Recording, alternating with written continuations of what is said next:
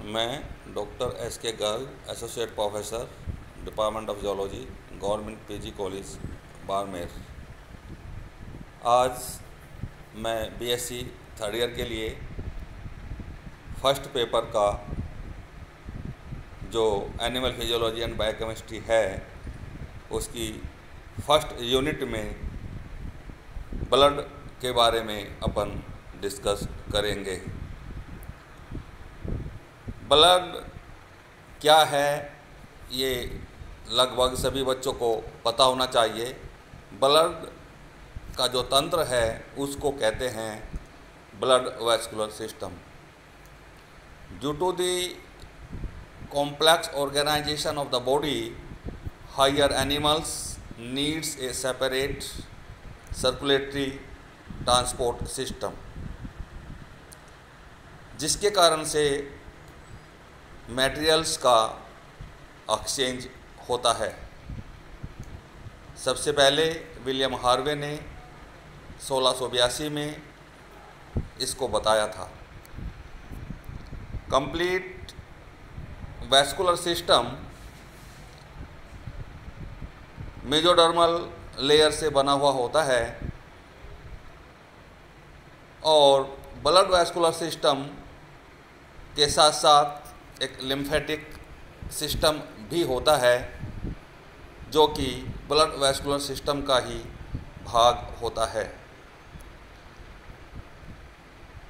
This system comprises of blood, heart, vessels, lymph and lymph vessels. Secondly, upon blood के घटकों की बात करते हैं या हम कह सकते हैं कंपोजिशन ऑफ ब्लड। ब्लड एक कनेक्टिव टिश्यू है जो मटेरियल को ट्रांसपोर्ट करता है बॉडी के अंदर। एडल्ट ह्यूमन बींग्स में ये लगभग 5 लीटर तक होता है जो कि हमारे बॉडी वेट का 6 से 7.5% तक होता है। मैक्सिमम वर्टिब्रेट्स में यह लाल रंग का होता है और इसकी जो विस्कोसिटी है वो पानी से लगभग 5 गुना ज़्यादा होती है और इसका pH 7.4 होता है। ब्लड 2 चीज़ों से मिलकर के बना होता है। नंबर 1 इज़ प्लाज्मा और नंबर 2 कणिकाएँ। प्लाज्मा 55% भाग बनाता है जबकि कणिकाएँ 45% भाग बनाती हैं। प्लाज्मा के अंदर लगभग 92% पानी होता है जबकि सॉलिड्स 8 से 9% तक होते हैं और सॉलिड में इनऑर्गेनिक सॉलिड्स 1% और ऑर्गेनिक सॉलिड्स 8% होते हैं। ये स्ट्रक्चर्स बनाया हुआ है the cells and cellular components of the human blood and are shown। इसके अंदर अलग अलग प्रकार की RBCs, अलग अलग प्रकार के WBCs, प्लाज्मा, प्लेटलेट्स सबको दिखाया हुआ है। नेक्स्ट, ब्लड सेल्स 3 प्रकार की होती हैं, RBC, WBC, प्लेटलेट्स। RBC सबसे पहले इनको लीवनहोक ने 1674 में देखा था। इनकी आकृति मैमल के अलावा दूसरों में ओवल, बाइकन्वेक्स एंड न्यूक्लिएटेड होती है। स्तनधारियों में mature RBC circular, biconvex, concave and non nucleated होती है। इसका अपवाद है कैमल एंड लामा। केंद्रक न होने के कारण RBC अधिक HB की मात्रा रखता है। इनका साइज सबसे बड़ी जो RBC है दैट इज़ 75 म्यू, ये सैलेमेंडर में होती है। और smallest that is 2.5 mu in musk deer, mammals के अंदर ये होती है। ह्यूमन बींग्स में इट इज़ 7.5 म्यू। इनकी संख्या लगभग 50 से 55 लाख पर क्यूबिक mm और फीमेल में 45 लाख पर क्यूबिक mm तक होती है। Loss of RBC that is anaemia, जिसके कारण से हीमोग्लोबिन की मात्रा कम हो जाती है। दूसरे, प्रेगनेंसी के दौरान और मेंस्ट्रुअल के दौरान आरबीसी की संख्या बहुत अधिक तक बढ़ जाती है। इनकी संरचना के बारे में अगर अपन बात करें, ये एक मेम्ब्रेन से घिरी हुई होती है जो लाइपोप्रोटीन की बनी हुई होती है। इट इज़ सेमी परमेएबल और इसका लाइफ स्पैन लगभग 120 डेज होता है। इसके कार्य ऑक्सीजन को लंग से टिश्यू तक पहुंचाना, कार्बन डाइऑक्साइड को कोशिकाओं से लंग्स तक पहुंचाना, ब्लड की विस्कोसिटी को नियंत्रित करना और हीमोग्लोबिन बफर सिस्टम की तरह काम करता है।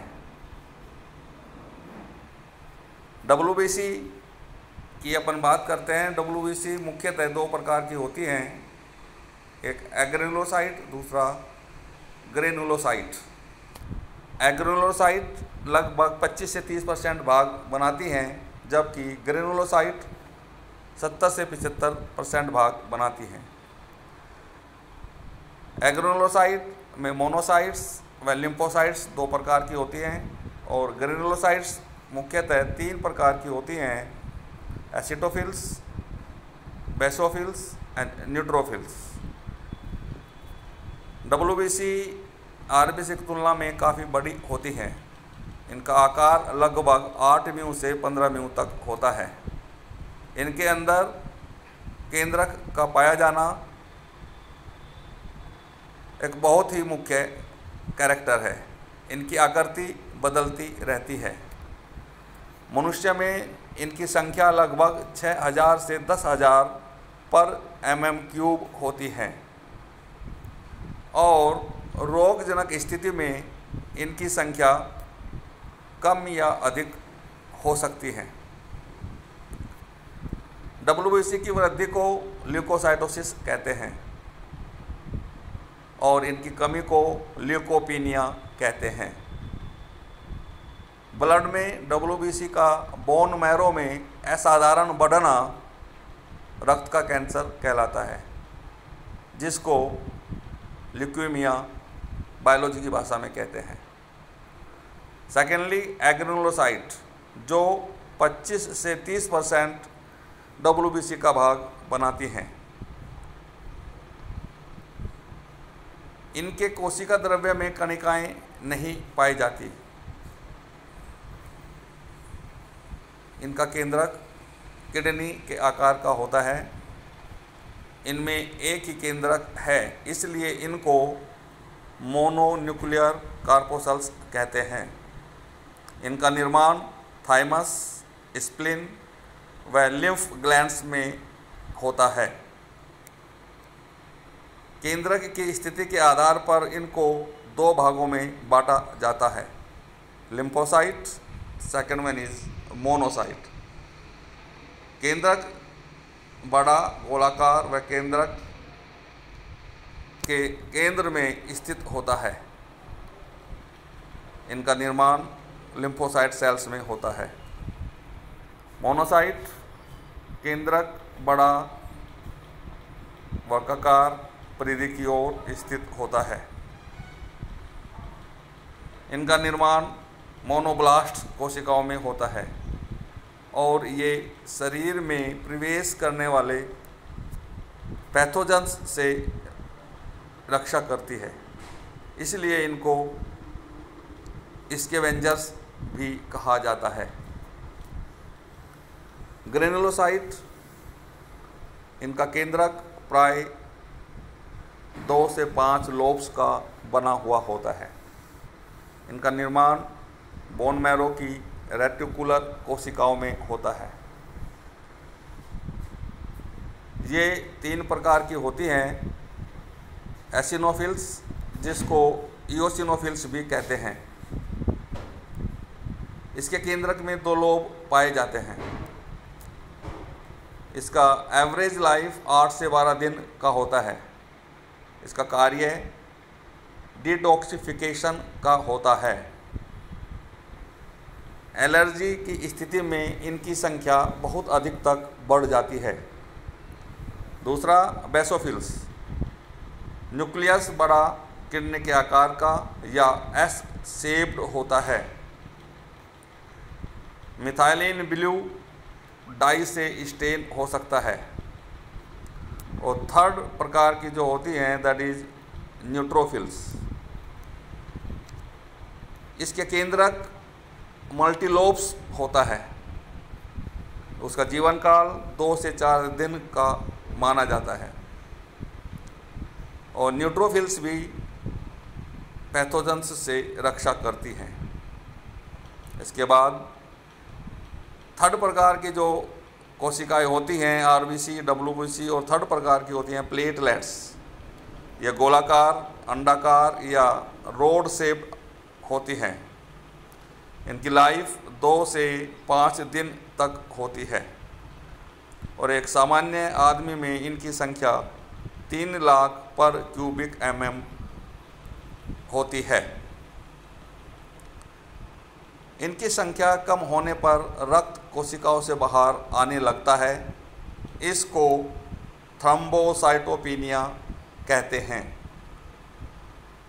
रुधिर में थक्का बनाने में ये सहायक होती हैं।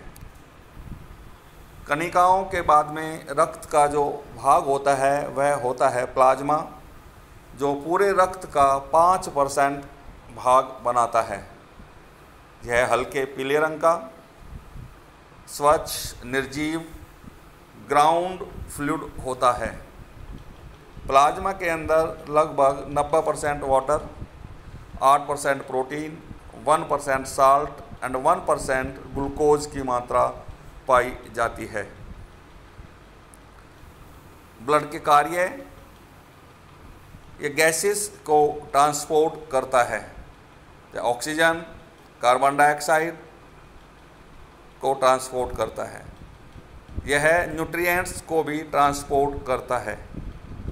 यह एक्सट्री प्रोडक्ट को ट्रांसपोर्ट करता है। यह बॉडी के तापमान को नियंत्रित करता है। बॉडी के इन्फेक्शंस से बचाता है। यह वाटर बैलेंस को मेंटेन करता है और हीट को ट्रांसपोर्ट करता है। बॉडी के इंटरनल पार्ट से हीट को अब्जॉर्ब करके बॉडी के आउटर पार्ट्स में हीट को रिलीज़ करना, ये कार्य भी ब्लड के द्वारा ही होता है। और इसका एक इम्पोर्टेंट भाग होता है लिम्फ, जो ब्लड सर्कुलेटरी सिस्टम का ही एक हिस्सा होता है। ये लिम्फ फॉर्मेशन का कार्य भी रक्त के द्वारा ही होता है। Thank you.